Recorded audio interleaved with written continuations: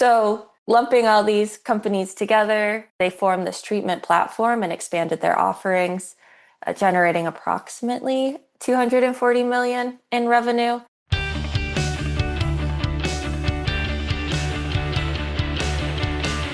I am Reese Tisdall, and this is The Future of Water, in which we talk about all the ways which companies, utilities, and people are addressing the challenges and opportunities in water. This is episode 123. That's a first. That's 1, 2, 3.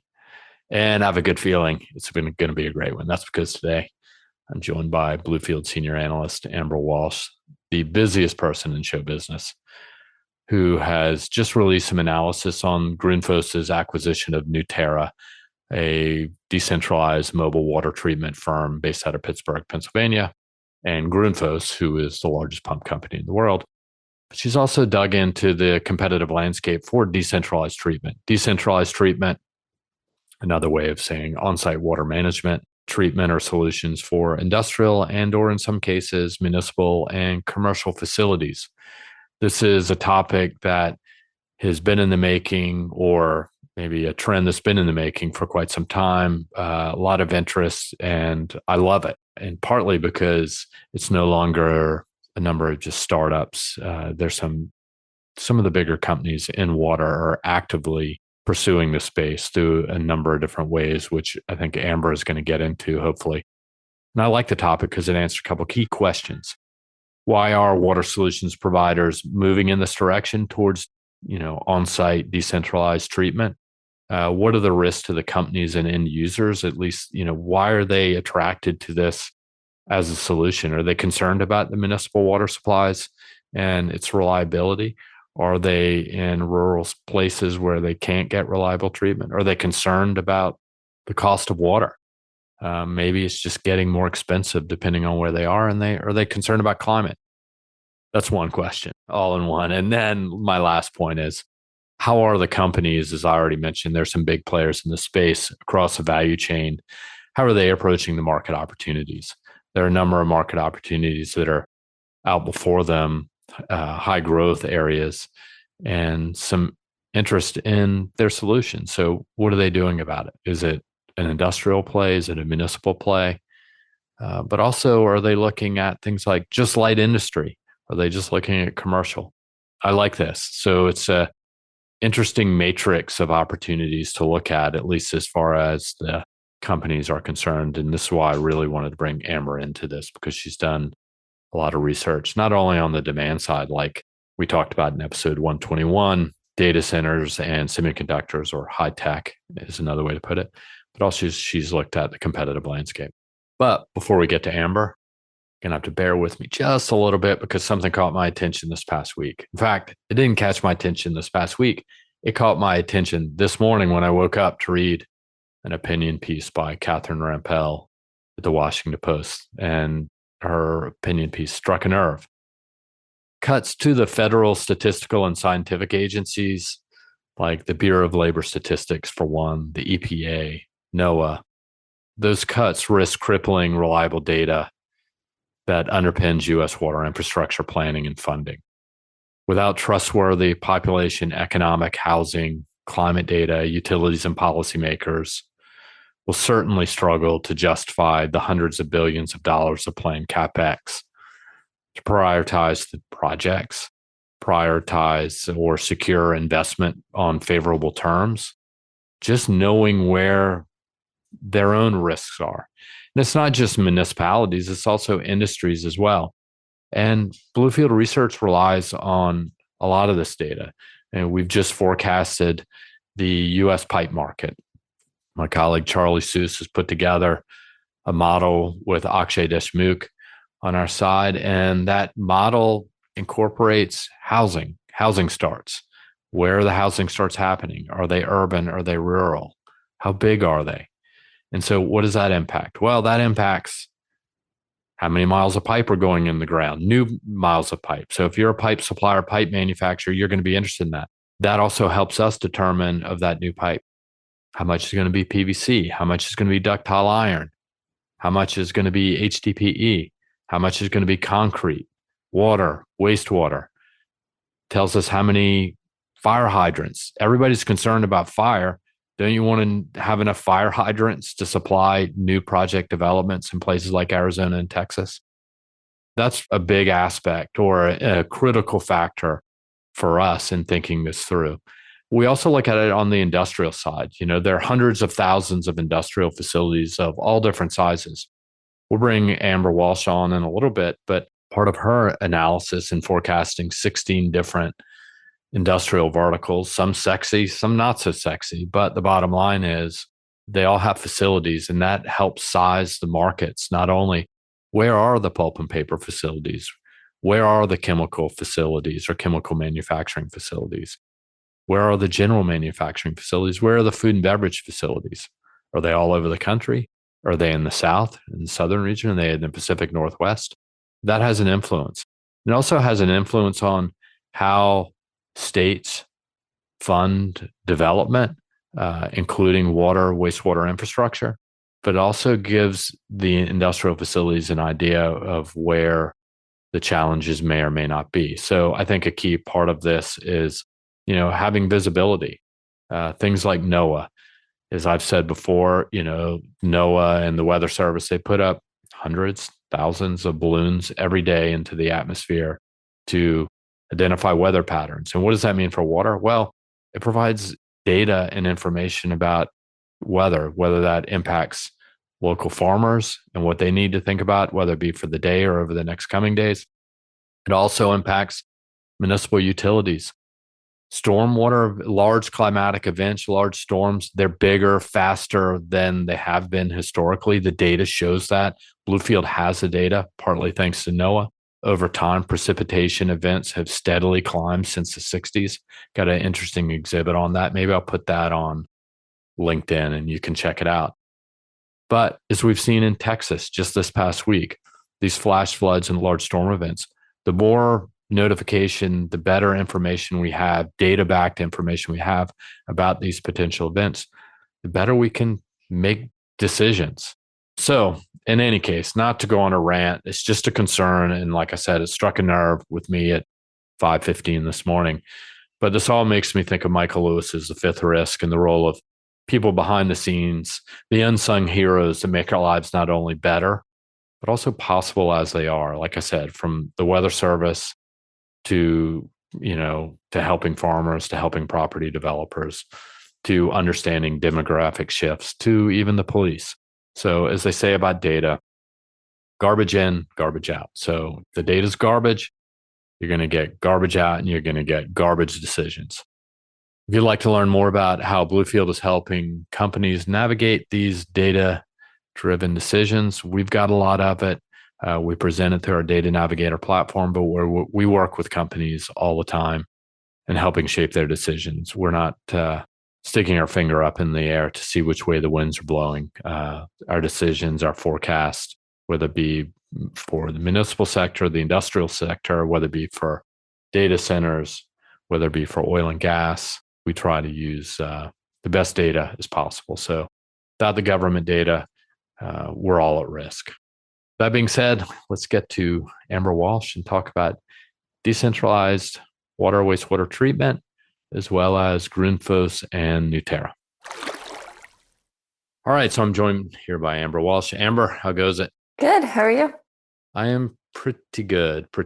I think for those who are interested, we're recording this early Friday morning. We're in the Boston area. We're not in the same office right now, but I think as Mike Gaylor, who cleans up the mess that we make on these podcasts, I was telling him not long ago, like, we got to quit talking about the weather. But one of my comments was that you could judge weather patterns around the world at least every 2 weeks in 2-week increments by what we talk about on the podcast. So I'm going to let everybody know the weather here is foggy and not rainy. It's supposed to clear up this weekend, I think. So it'll be good mountain biking, horseback riding, and other activities. I assume you have plans for the weekend, which is horseback riding, I assume. Yes, you'd be correct. Excellent. So with that being said, now everybody knows a little bit more about our personal lives on the weekends and what we do. So you've done some research, Amber, on a recent deal on Grundfos acquiring Newterra, which is a U.S. based company. Grundfos is a Denmark based pump company at its core. Why do we care? What's so important about this?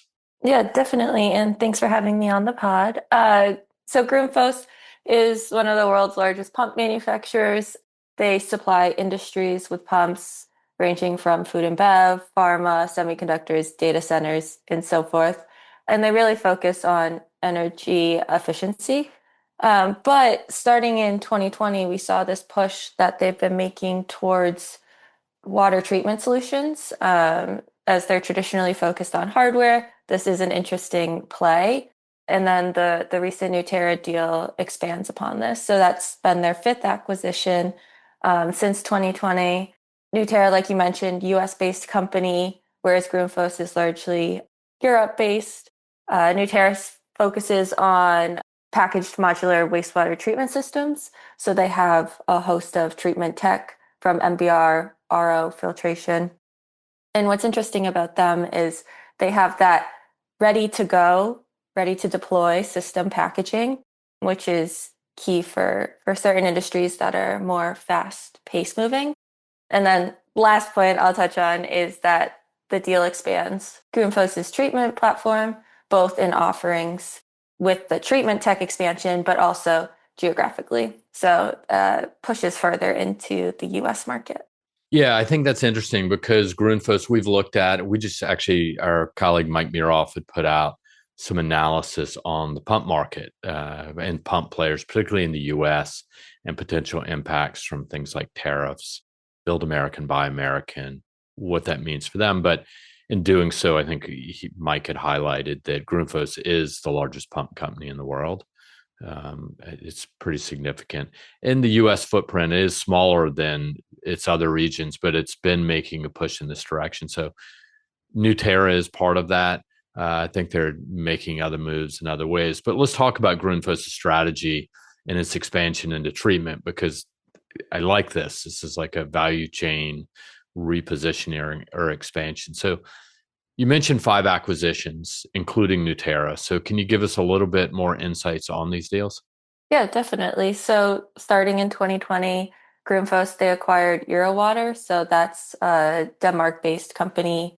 And so they develop and manufacture water treatment systems.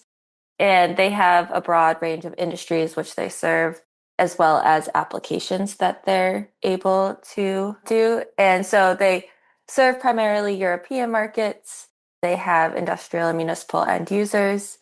They do offer containerized and frame mounted solutions. So they are a leading supplier of that decentralized water treatment equipment and solutions across Europe. So that was step one. Next, they acquired Mechanical Equipment Company in 2021. So that's a US based company really focused on ultra pure water for pharma. And then that company acquired Waterworks to expand this offering. And then most recently, before the Newterra deal, Grundfos acquired the C&I business, so the commercial and industrial business of Culligan. And this expands their presence in Europe. So in Italy, France, and the UK, this was the strategic move to expand solutions in tech for industrial and commercial plays. So lumping all these companies together, they formed this treatment platform and expanded their offerings, generating approximately 240 million in revenue, mostly in Europe. And they project that this is going to grow pretty significantly to 350 million with that Newterra acquisition. So definitely interesting stuff on the water treatment front. Yeah, and it seems, and we've been looking at Newterra for a while, actually, since the early days. Newterra's been around a while, and they used to be owned by XPV, and then they were acquired by another private equity firm. So that's actually been flipped a couple times over the past couple years. But I think what's also interesting about Grundfos is it seems to be focusing more on lighter industries as well. So that would be whether it be high tech, food and beverage. You mentioned farm. When they acquired was at mechanical equipment company, looking at things like pharmaceutical. So that's one sort of way that they're positioned or positioning their solutions and services. So this is helpful color, but so the question coming to mind is why a company like Grundfos might be expanding into treatment systems. I mean, like I said, they are the biggest pump company in the world. They're really strong. They have, I think, very good brand recognition. So they've got, the pumps, as we say, is their bread and butter. But why not just stick to that? Why are they getting into this? Yeah, definitely. So the move really highlights the realized opportunity in the water treatment space. So it is a margin play. There are higher margins, life cycle services, recurring revenue, which is big. So we see a lot of these water as a service, treatment as a service coming up, O&M contracts. So you can have get into these industrial facilities and then continue that revenue stream for 5, 10, 15 years, however long those contracts are. So that's also that customer lock-in piece of it. And also they have seen declining pump sales over the past year, so about 3%, 4% down year over year. So although it is a small percentage currently of their total revenues, I think it's under 5%, it does serve as an interesting area, a growth area, a way to diversify their revenue streams, and becoming a more integrated solution provider. So it gives them a little cushion away from just the hardware play. Yeah, and it's not just Grundfos. I'll save this question for a little bit, but there are other players, so there is a lot of competitive positioning in this market on a number of different fronts. But let's talk about sort of market opportunity. I'd mentioned light industries, but what are they looking at, and what do they see as the upside?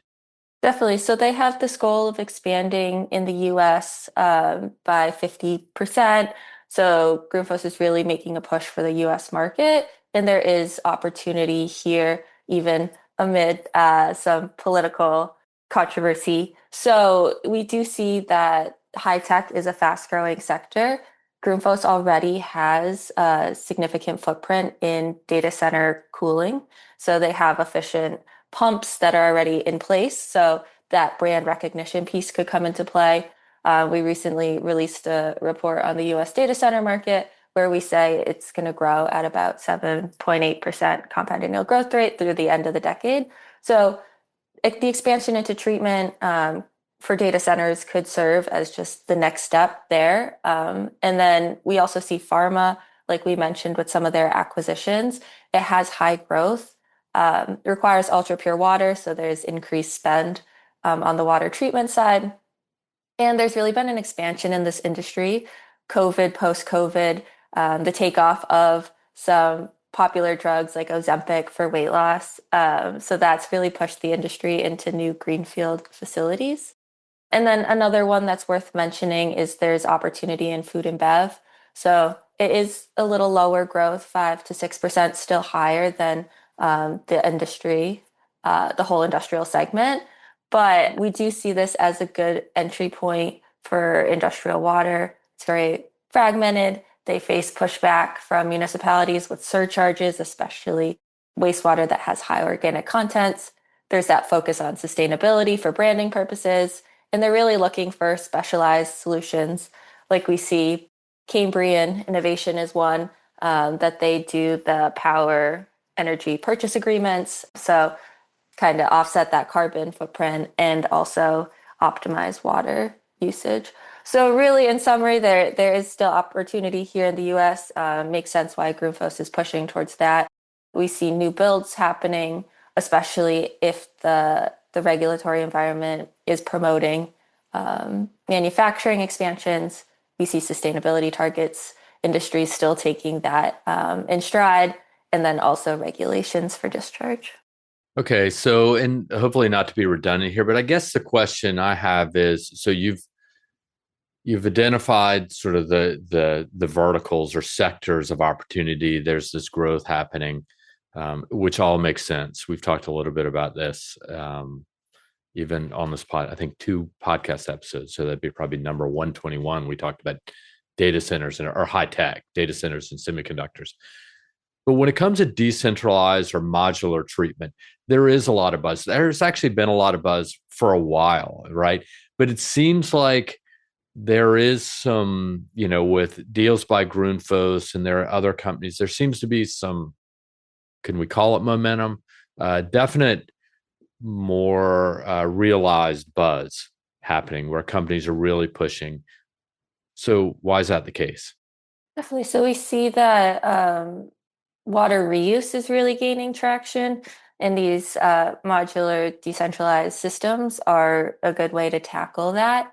Um, Faster deployment, like we had previously mentioned, especially for projects with tighter timelines like data centers. They're just looking for how can they get that water system checked off and not slow the process down. And also a big component of why this decentralized treatment is popular is because you can outsource the risk component.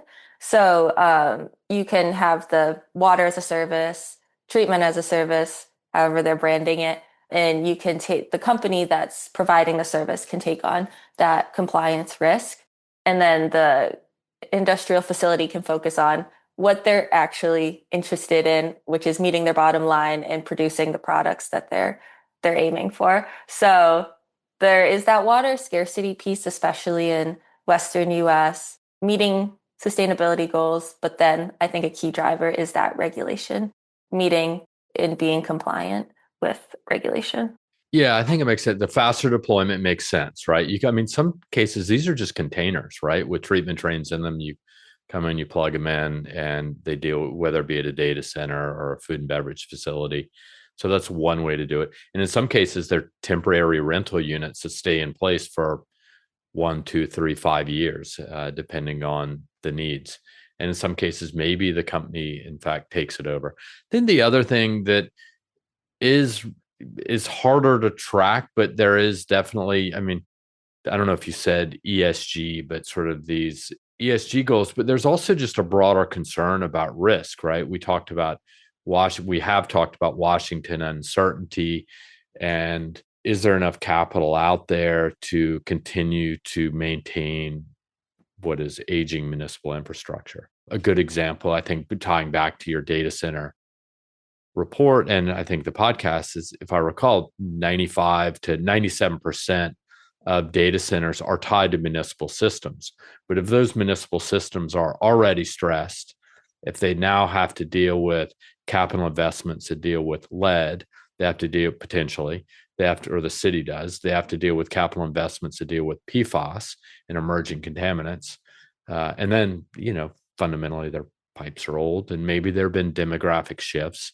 And then they're dealing with climate, right? Whether it be addressing climate. So then if you're an industry, if you're one of these industrial facilities, you say, well, we we rely on them, right? We don't want to stop operations because our service providers are at risk. So is it easier, more cost effective? Do they gain or capture control of water management and the costs? So they just go out to one of these third parties and say, hey, roll this trailer up to my house, so to speak, and provide me ongoing, reliable water service and wastewater treatment. So I think it makes sense, right? It makes a lot of sense. So it makes sense to other people too, or other companies, should I say. So this is what I was alluding to earlier. Grundfos is active in this space clearly since 2020 through M&A. Who else is active? Where else is the noise coming from across the competitive landscape? So it is interesting to look at. Okay, so what is Grundfos doing? But there are other companies doing similar strategic deployment. So Xylem, we saw they acquired Evoqua a couple of years back. So that's a big deal instead of kind of combining multiple smaller deals. However, this really expanded Xylem, traditionally a hardware provider, Evoqua, a large footprint in treatment, especially industrial treatment, also micropollutants. So they really expanded their treatment offerings with that acquisition. So that's one that comes top of mind, pretty similar in how they initially started as the hardware play and expanded into treatment. Another one that comes to mind is SAR. So they acquired Niehaus back in 2020, I believe. So they really expanded their industrial water offerings. They acquired a host of companies to expand this. So Aquachem in the US, but they also, I believe we talked about this on a pod a couple of years back, but they leveraged the restructuring of Danaher spinning out Veralto. They acquired some containerized units there. When Veolia and Suez were merging, they acquired some mobile treatment units in Europe too. So they've really expanded their industrial water solutions business. It accounts for nearly a quarter, I think it's 24% of total revenues, and that's up from just about 20% a year ago. So it is expanding. They've put money into it. They are backed by private equity, so EQT Infrastructure backs them. So that helps with the expansion and acquisition strategy. And then one last thing that comes to mind, and I always bring this up, is the interest in the middle market for industrial treatment plays. And we've really seen that private equity is interested in building their own mid-tier industrial water solutions platform. So we've seen Science Water do this with the acquisition of IWS and other membrane providers. Nolan Capital's doing this through water engineering, and Peak Rock Capital's doing this through Rochester Midland Corporation. So they're rolling up a bunch of regional plays and specialized providers under one platform. So a little different than what Grundfos is doing, but along similar lines. Yeah, it's just the players that you mentioned there. It's really interesting to see, SAR, which is France based, they've acquired Niehaus out of the Netherlands a while back. But what, they're within France are probably better known for their utility concessions, competing against companies like, Veolia in that regard, and other concessions around Europe and or rest of the world. So that's one aspect. And then there's Xylem. You mentioned the hardware player, a pump player at that. So maybe more directly or closely aligned with Grundfos than some of the others. And then you've got these middle market players that are sort of playing, if you want to call it, on the margin. So, it's hard. I can't visualize it on a podcast. One of these days we'll go video. But you've got an interesting value chain analysis of the different players that are targeting this space, providing solutions. And other players include everybody from, I'm trying to think of that value chain. There's Veolia, there's Ecolab, you mentioned Veralto, there's Chimera, there's US Alco, and on and on. So those are good examples. And the middle market piece is really interesting as well, because I know a lot are interested, because these are the companies building out platforms. Any other players that Grundfos may or may not be sort of bumping up against, because this is not their strong suit, right? So they're coming in, and that's one of the challenges. It's not just because you move horizontally along the value chain, you move into treatment, you're going to bump up against the players we talked about. Who else is in that space? Yeah, so we see the larger companies, the diversified, like your Veolias, Ecolabs. So they are established in the treatment space. They get a lot of the large contracts deployed across multiple facilities. We've also seen Gradient in the treatment space. They've really leveraged innovative technology and digital optimization to grow their business quite rapidly. And then we see Fluence, Aquatech, Metawater, they're more in line with that treatment, containerized plug and play solutions. So definitely expanding offerings is also expanding your host of competitors that you're going to run up against. So that's been interesting to look at. Yeah, it's interesting to see where they're coming from, where they're going. And I think maybe the best way to do it is, so we've unpacked a lot here, lots of company names, lots of data points. So let's step back for a second and maybe put a bow around this. And so when you look at decentralized treatment, with the Grundfos Newterra deal sort of being the hook or the reason we're talking about this. What key themes or trends are defining this market shift? Like, if you're looking at it either as an outsider or a company not mentioned in this podcast thus far, what are some of the key trends to think about, and how are companies doing it? Yeah, first of front of mind would be the M&A fueled growth.